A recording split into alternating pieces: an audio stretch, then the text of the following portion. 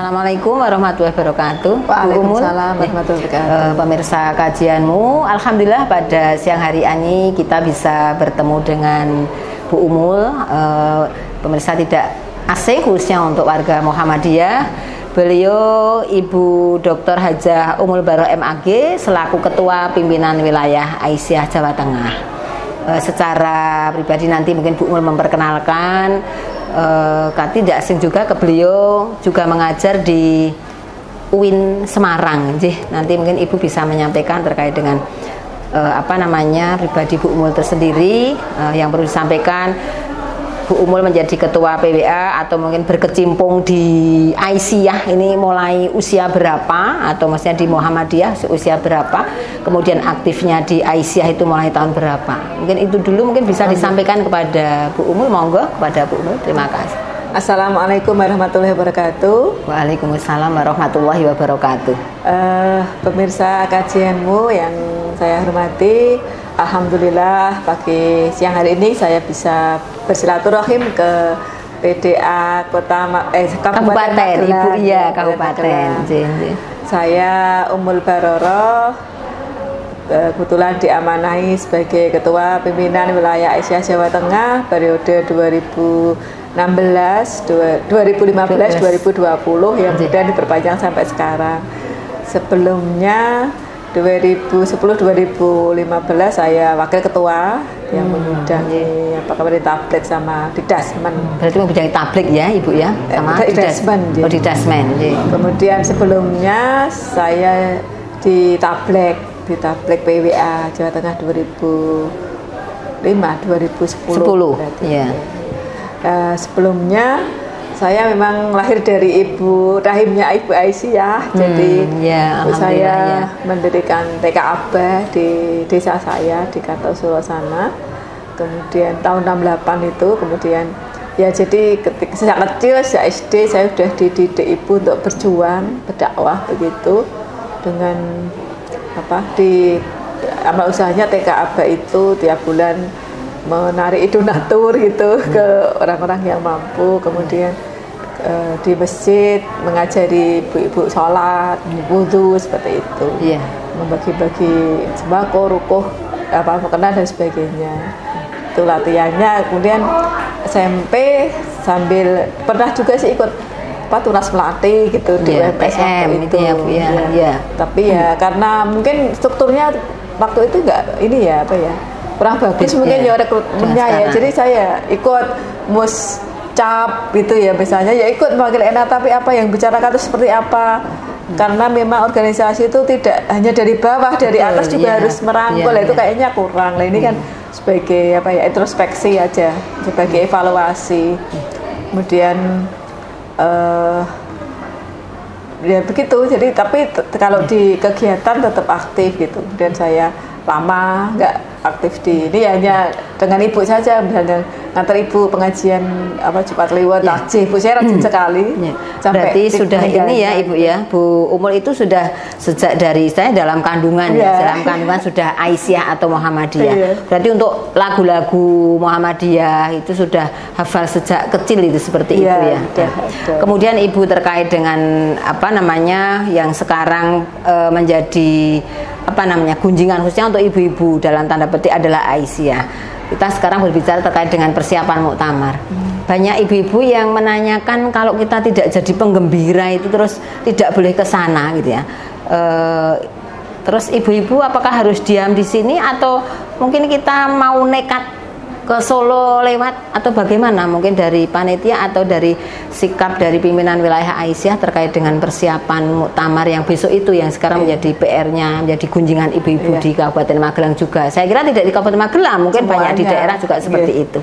Jadi untuk muktamar besok itu saya kebetulan juga ketua bidang 2 panitia penerima muktamar, sehingga selalu ikut rapat-rapat baik dengan PP maupun dengan intern panitia penerima begitu.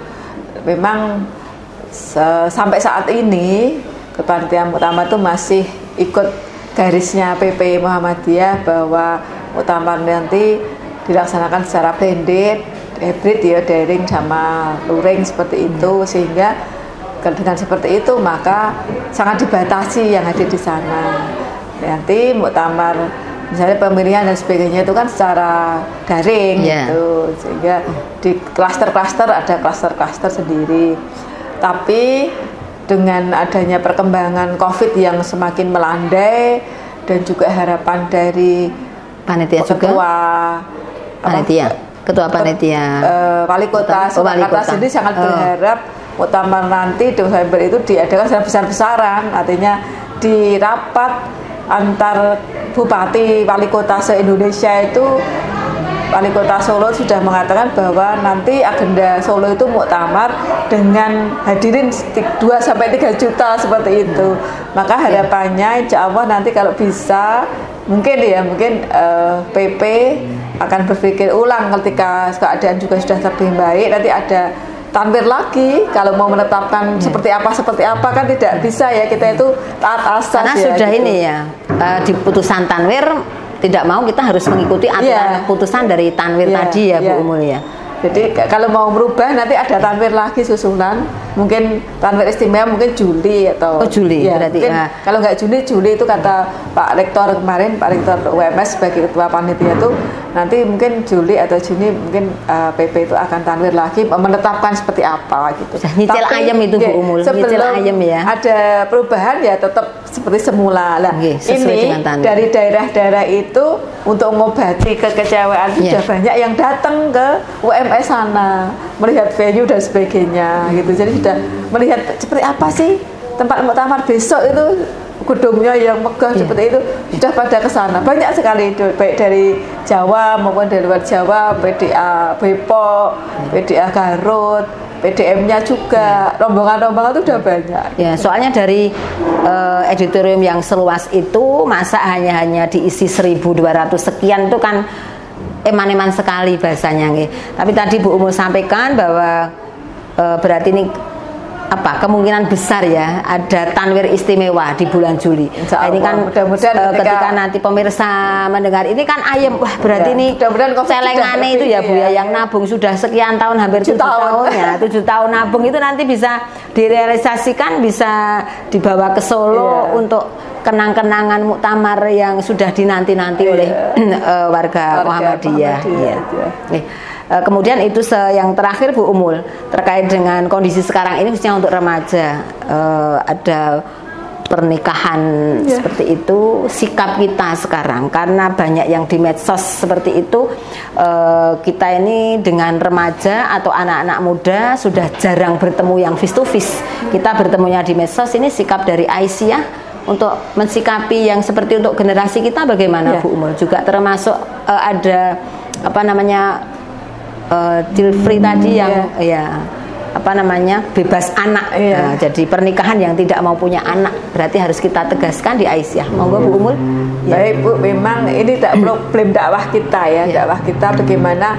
Jadi itu sebetulnya awal mulanya kan dari akidah ya, akidah keyakinan yang kuat tentang agama Islam kita itu mengajarkan seperti apa. Jadi akidah itu ya harus memang kuatkan. Jadi kuatkan akidah anak-anak remaja kita supaya tetap dalam Islam imannya itu tidak hanya hablum minallah tapi juga hablum minannas itu memakai aturan dari Allah gitu loh. Bagaimana bergaul, kita itu toleran, kita itu bergaul itu dengan semua orang itu baik, namanya toleransi. Tapi dalam masalah-masalah muamalah duniawiyah. Tapi kalau sudah masalah perkawinan itu harus punya prinsip teguh bahwa menikah itu setengah dari agama, nikah sunati gitu ya, nikah itu adalah sunnah Nabi, berarti kan itu ajaran agama ibadah. Kalau ibadah tentu saja harus dengan orang seagama. Nah, itu harus ditanamkan betul. Bukan berarti bahwa ketika saya manut sama Allah, saya nggak mau lepas dari Islam, tapi nikahnya dengan orang non Islam, betul, itu kan namanya bertentangan. Mau taat pada Allah tapi melanggar larangan Allah kan begitu. Namanya gimana itu? Ya, jadi tidak konsisten. Nah, itu berawal dari akidah yang kurang benar, gitu, kurang kuat. Sehingga ketika sudah berakidah yang kuat, insya Allah dia juga tadi walantar tu angkal Yahudu walan Nasara hatta tapi amilatahum juga inna dina inda wal Islam itu jelas itu harus dipegangi. Dan tadi pemahaman terhadap fikih nikah bahwa ketika menikah Islam sama Islam pun, ketika salah satu pihak itu keluar dari Islam itu berarti udah cerai. Kalau berhubungan berarti zina. Lah kok ini malah dari yang bukan Islam dan Islam mau bersatu, kan aneh.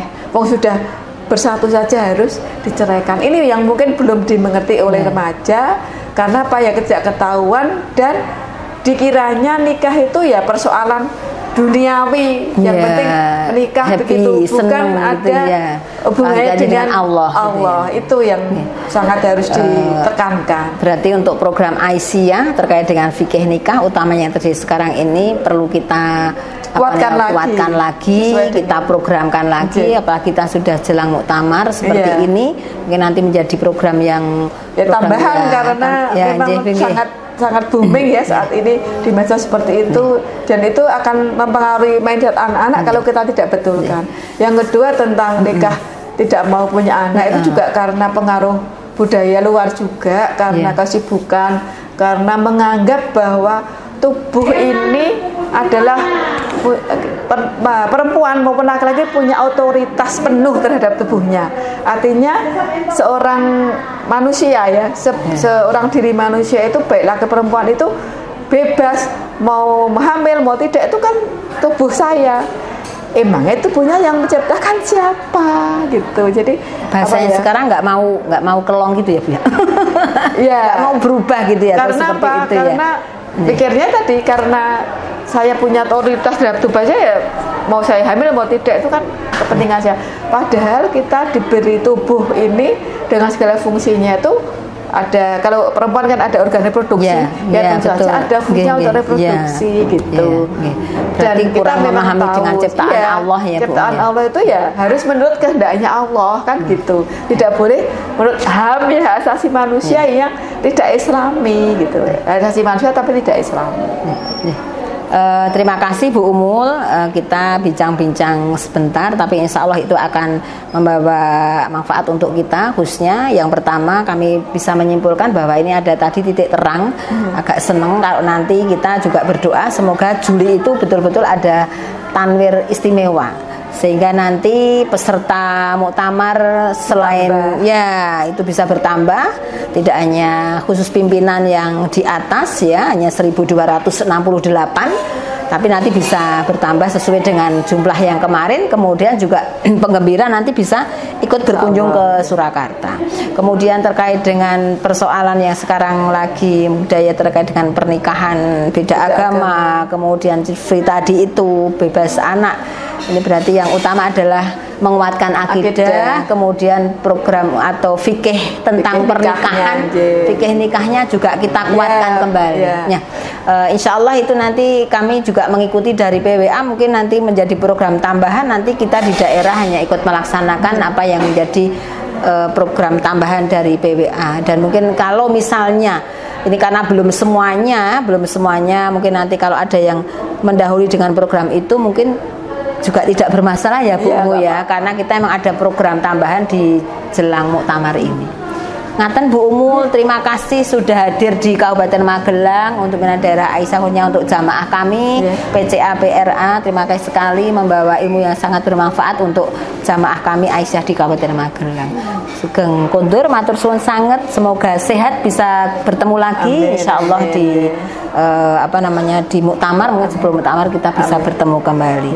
Terima kasih pemirsa kajianmu. Demikian bincang-bincang kami dengan Ibu Dr. Hajah Ummul Baroroh MAG selaku Ketua Pimpinan Aisyah Jawa Tengah. Insya Allah kita bisa bertemu kembali. Assalamualaikum warahmatullahi wabarakatuh. Waalaikumsalam.